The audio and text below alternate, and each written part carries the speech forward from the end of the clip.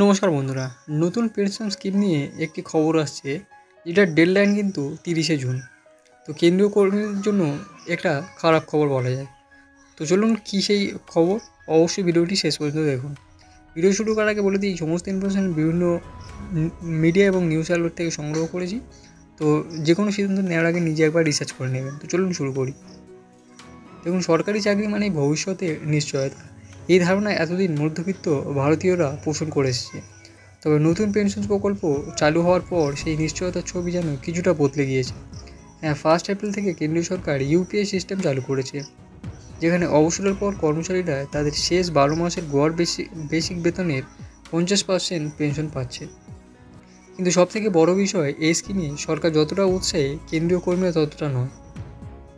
তো ইউপিএস কি? দেখুন, ইউনিফাইড পেনশন স্কিম বা ইউপিএস হলো নতুন একটি পেনশন ব্যবস্থা। এই স্কিম নিয়ে সরকার দাবি করছে যে এটি কর্মীদের অবসরের পর নিশ্চিত এবং স্থায়ী পেনশনের ব্যবস্থা করে দেবে।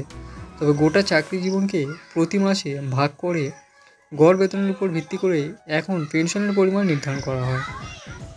কিন্তু সবথেকে বড় ব্যাপার, অন্তত 25 বছর কাজ করলে 50% গ্যারান্টি পেনশন মেলে এই স্কিমে। আর 10 বছরের বেশি কিন্তু 25 বছরের কম চাকরি হলে আনুপাতিক হারে পেনশন পাওয়া যায়। এমনকি ন্যূনতম 10,000 টাকার পেনশনের গ্যারান্টিও থাকছে এই স্কিমে। তবুও কর্মীরা আগ্রহী নয় কেন এই স্কিমে? দেখুন, 27 লক্ষ কেন্দ্রীয় সরকারি কর্মচারীর মধ্যে এখন মাত্র 10,000-এর কম কর্মচারী এই স্কিমে যোগ দিয়েছে। কিন্তু কেন এত অনাগ্রহ? বিশেষজ্ঞরা মনে করছেন, ইউপিএসে পেনশনের গ্যারান্টি থাকলেও এককালীন টাকা অনেকটাই কমে যায়। আর এনপিএসে যেমন মৃত্যুর পর বাকি টাকা পরিবার পায়, ইউপিএসে তা পাওয়া যায় না।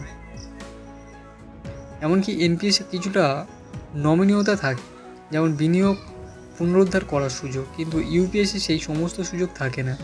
এমনকি দীর্ঘ পরিষেবা ছাড়া সম্পূর্ণ পেনশন মেলে না ইউপিএস সিস্টেমে, যা অনেকের জন্যই উদ্বেগের কারণ। আর এই সমস্ত কারণের জন্যই কর্মীরা সিদ্ধান্ত নিতে ভয় পাচ্ছে।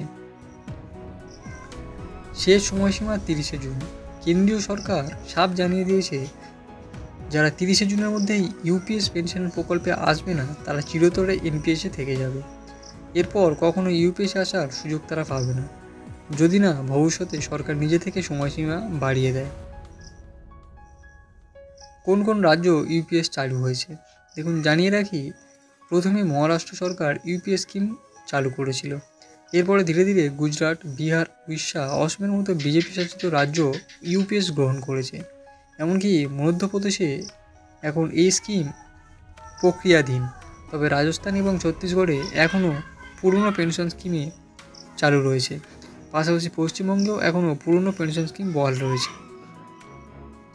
কত টাকা পেনশন পাওয়া যাবে?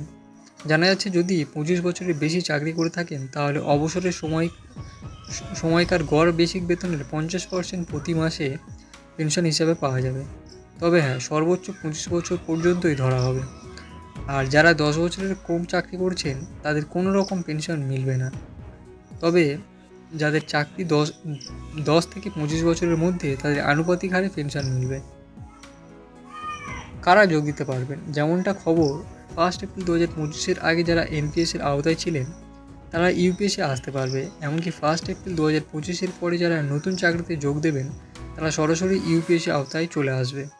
পাশাপাশি যারা 31শে মার্চ 2025-এর মধ্যে এনপিএস থেকে অবসর নিয়েছেন, তারাও ইউপিএসে আবার আসার সুযোগ পাবেন।